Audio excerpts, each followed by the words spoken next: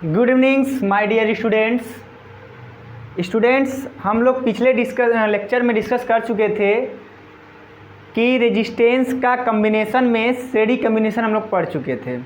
अब हम इसमें पढ़ने वाले हम लोग पैरेलल कम्बिनेशन क्या होता है, समांतर क्रम संयोजन पढ़ेंगे। ओके, तो आइए डिस्कस करते हैं इस पर। पैरेलल कम्बिनेशन क्या होता है।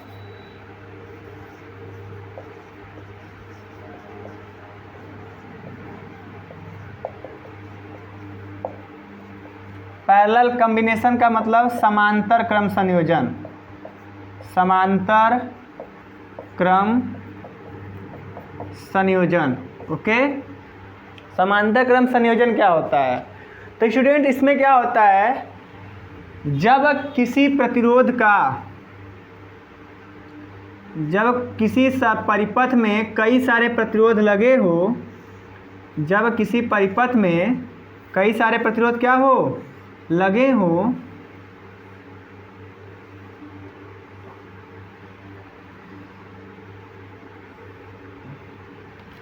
जब किसी परिपथ में कई सारे प्रतिरोध लगे हों तो प्रत्येक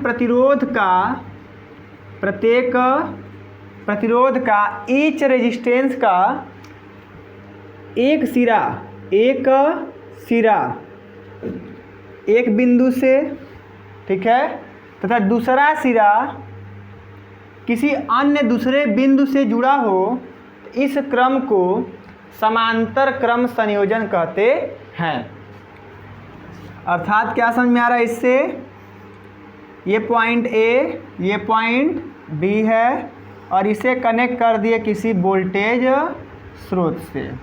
ओके, तो यहाँ पे स्टूडेंट्स ये जो होगा V वोल्टता दिए हैं और पैरेलल कम्बिनेशन में समांतर क्रम संयोजन में वोल्टता का मान समान होता है और करेंट का मान अलग अलग होता है। तो यहाँ से अगर मैं करेंट I निकालूंगा तो ये जा कर के इस जंक्शन पे जाएगा, तो ये क्या होगा, 3 भागों में बढ़ जाएगा। ओके, तो श्रेणी क्रम संयोजन में धारा समान होती है और समांतर क्रम संयोजन में वोल्टता समान होती है। तो लिखेंगे यहाँ पर हियर यहाँ पे वोल्टेज हर जगह इसका समान है, तो मैं यहाँ पे लगा देता हूँ इसका वोल्ट मीटर, जो सभी के क्रॉस क्या है, इसकी वोल्टता समान होती है। इतनी बातें क्लियर है। तो आइए इसका ड्राइवेशन करते हैं। कैसे करते हैं देखिए, लिखेंगे यहाँ पर by using Coulomb's law.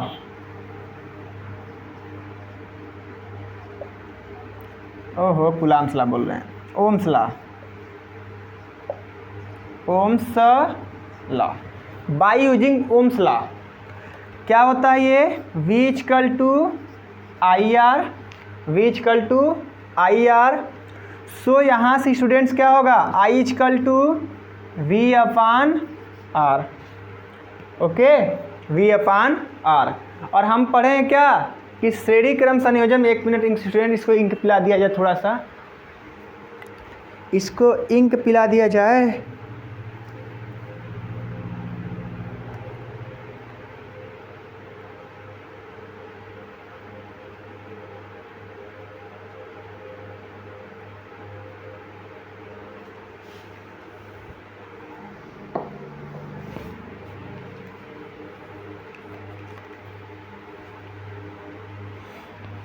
V equal to I equal to V upon R हो गया। और चूंकि पैरेलल कम्बिनेशन में लिखेंगे यहाँ पर स्टूडेंट्स, इन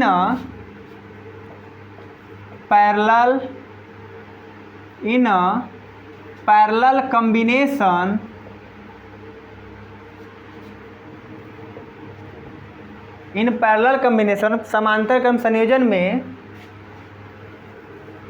वोल्टेज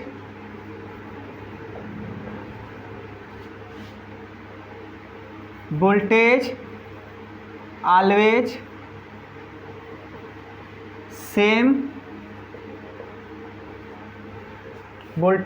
सेम होगा।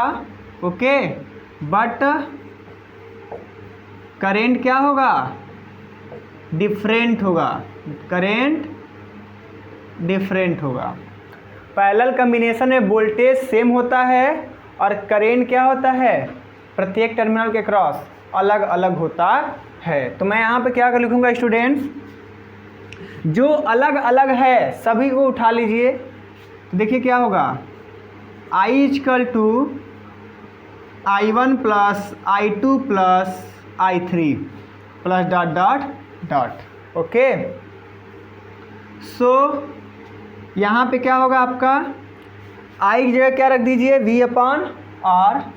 तो V upon R equal to, voltage हर जगह सेम है परंतु रेजिस्टेंस क्या है, अलग अलग है ना। तो यहाँ कर लेंगे V equal to R1 plus V equal to R2 plus V equal to R3 plus dot dot dot. So यहाँ से V जब कॉमन लेंगे स्टूडेंट्स, तो 1 by R equal to 1 upon R1 plus 1 upon R2 plus 1 upon R3 plus dot dot dot हो जाएगा। Parallel combination के लिए ये इक्वेशन क्या है, मोस्ट इम्पॉर्टेंट है। इस पर जो होती है न्यूमेरिकल्स बेस्ट बनते हैं। ओके, वोल्टेज को मापने वाली डिवाइस वोल्टमीटर एंड करेंट को मापने वाली device ammeter and galvanometer. Ammeter is a measure high current and galvanometer measured low current. Okay,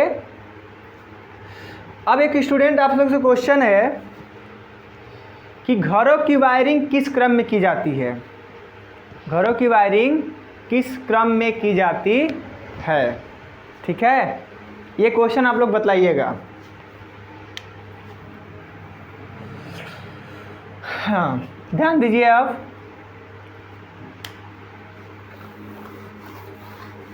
मिटारा जाए।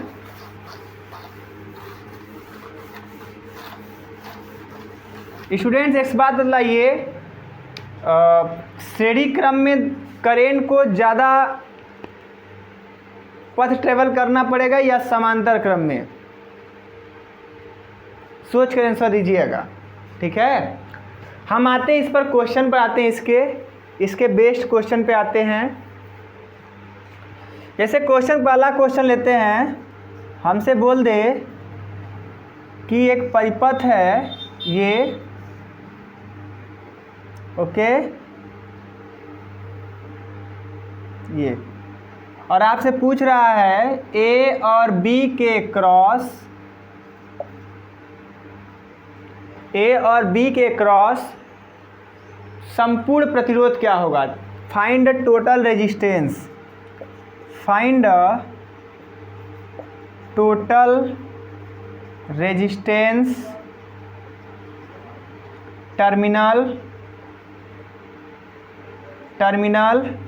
ए एंड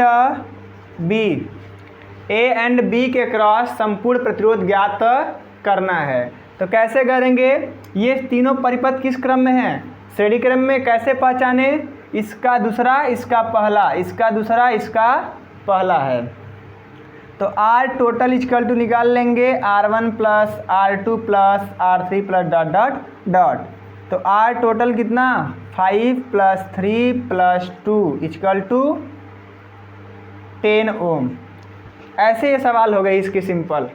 अभी तो ये सिंपल सवाल हुआ स्टूडेंट्स। ठीक है, नेक्स्ट लेक्चर में और भी बेस्ट सवालें लेकर के हम लोग आएंगे। ओके।